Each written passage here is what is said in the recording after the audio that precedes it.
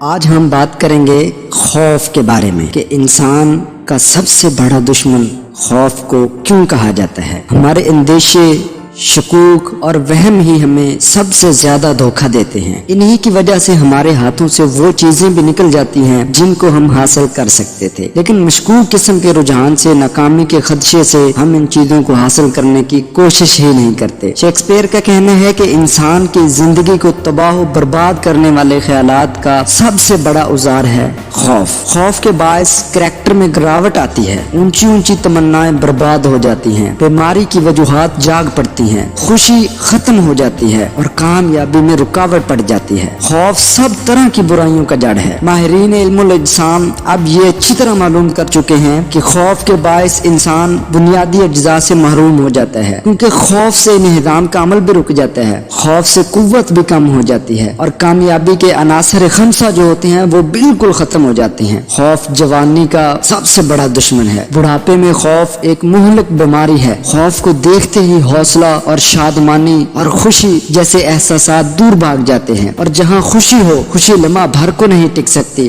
اگر وہاں پہ خوف ہو۔ ڈاکٹر ولیم کا کہنا ہے کہ جسم کی سب سے زیادہ مہلک حالتوں میں سے سب سے زیادہ نقصان دہ حالت جو ہے نا، وہ خوف کی حالت ہے، کہ بندہ جب خوف کی حالت میں ہوتا ہے۔ جب انسان کے دل میں خوف کا احساس ہوتا ہے، خوشی کی کئی حالتیں اور درجات ہیں۔ زیادہ سے زیادہ خدشے اور دہشت سے لے کر عام سطح کے اندیشے تک کسی طرح کا خوف بھی ہو، وہ جسم کے ذریعے کیے جانے والے کاموں میں ضرور ہی اپنا کردار دکھاتا ہے۔ پھر بھی ہم پیدائش ہی سے خوف کو اپنے دل میں جگہ دیتے ہیں، اس دیو کا کامیاب اقتدار اپنے دل پر ہو جانے دیتے ہیں۔ دن میں کئی بار بچوں کو ڈرایا جاتا ہے، انہیں کہا جاتا ہے یہ کرو گے تو یہ ہونے کا خطرہ ہے، وہ کرو گے تو یہ ہونے کا خطرہ ہے، دیکھنا یہ چیز زہر ہو جائے گی، یہ کیڑا تمہیں کاٹ کھائے گا، ایسا کرو گے تو مر جاؤ گے، ایسا نہیں کرو گے تو ناگہانی حادثہ یا واقعہ ہو جائے گا، وغیرہ وغیرہ۔ بہت سی عورتیں اور مرد کسی خاص جانور یا کیڑے مکوڑے کو دیکھنے کی ہمت نہیں کر سکتے، کیونکہ بچپن میں باقاعدہ اس کیڑے مکوڑے یا جانور سے انہیں ڈرایا گیا تھا، چاہے وہ کتنا ہی بے ضرر کیوں نہ ہو، پھر بھی لوگ اس سے ڈر جاتے ہیں۔ کیوں؟ کیونکہ بچپن میں ہی انہیں اس کیڑے مکوڑے یا جانور سے ڈرایا جاتا تھا، یعنی اس کا دل ان کے دل میں بٹھایا گیا ہے، اس لیے وہ اس کے نام سے بھی ڈرتے ہیں۔ دنیا کے سب سے غلط کاموں میں سے ایک کام یہ بھی ہے کہ بچے کے نرم دل پر خوف کی گہری چھاپ لگا دی جائے۔ وقت پا کر خوف کی یہ چھاپ اس کے دل میں اسی طرح ابھر آتی ہے جیسے کسی درخت کے تنے پر کھودے گئے حروف، جو وقت گزر جاتا ہے یہ ابھرتے جاتے ہیں۔ خوف زدہ اور دہشت پیدا کرنے والی جن تصاویر کو ہم بچوں کے دل پر نقش کر دیتے ہیں، وہ زندگی بھر ان کے دل کی آنکھوں کے سامنے چھائی رہتی ہیں اور ان کی زندگی کی خوشی جیسی دھوپ کو پھیلنے نہیں دیتی۔ ایک آسٹریلین مصنف کا لکھنا ہے کہ ایک بچے کے لیے سب سے بڑی بدقسمتی کی بات اور کیا ہو سکتی ہے کہ اسے ایسی ماں ملے جو اس کے دل میں لگاتار خوف کا احساس بڑھتی ہوئی اسے خوف زدہ کرتی رہے۔ اگر ماں مہلک مہین مگر دیر پا خوف کا انجیکشن لگاتی رہے تو اس کے بچے خوف زدہ،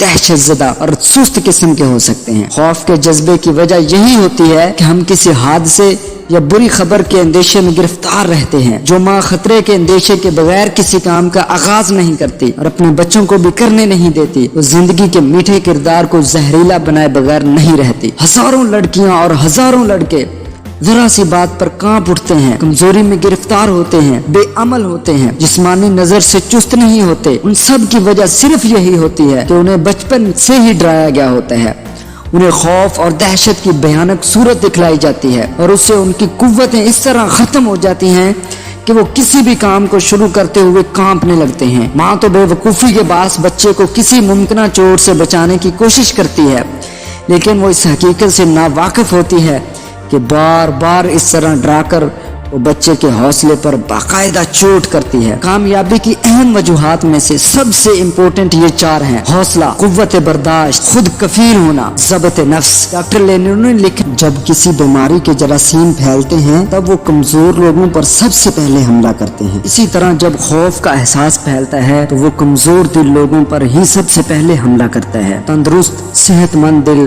اور بے خوف انسان پر خوف کا حملہ نہیں ہوتا۔ امریکہ کے ایک ہوٹل میں ایک استانی آ کر ٹھہری ہوئی تھی، اسے زرد بخار ہو گیا۔ ہوٹل کے تمام ملازمین اور ہوٹل میں ٹھہرے ہوئے لوگ دہشت زدہ ہو گئے، خوف زدہ ہو گئے۔ انہوں نے ڈاکٹر کو بلایا۔ ڈاکٹر نے مریضہ کا علاج کرنے سے پہلے ہوٹل میں موجود تمام لوگوں کو بڑے ہال میں بلایا اور ان کے سامنے تقریر کی کہ اس لڑکی کو بخار ہو گیا ہے، یہ چھوت کی بیماری نہیں ہے، اس لڑکی سے یہ بیماری آپ میں سے کسی کو بھی نہیں لگ سکتی، اس لیے آپ میرا مشورہ مانیں، اس شہر کو دہشت سے بچائیے۔ خوف ہی سب وبا کے پھیلنے کی بیماری ہے، اس لیے اس بیماری کی بات کسی سے مت کیجیے، اس کی پوری طرح مخالفت کیجیے۔ جہاں کی تمام عورتیں اس لڑکی کی تیمارداری کریں، اس کے پاس جب بھی کوئی شخص جائے پھل پھول لے کر جائے اور اس طرح کا سلوک کرے کہ جیسے یہ ازحد معمولی بات ہے، یہ کوئی روزمرہ کا ایک واقعہ ہے۔ پریشانی، خوف یا خطرے کی کوئی بات نہ کی جائے، اس سے اس لڑکی کی زندگی بچ جائے گی اور شاید اس بری حالت سے آپ دوسروں کی زندگی بھی بچا لیں۔ سب لوگوں نے وہاں پر ڈاکٹر کا مشورہ مان لیا۔ ایک عورت نے اپنے کو ہوٹل میں بند کر لیا، وہ اس خوف میں مبتلا تھی کہ اسے زرد بخار ہو جائے گا، نہ کسی کے پاس جاتی تھی اور نہ کسی کو اپنے پاس آنے دیتی تھی۔ وہ لڑکی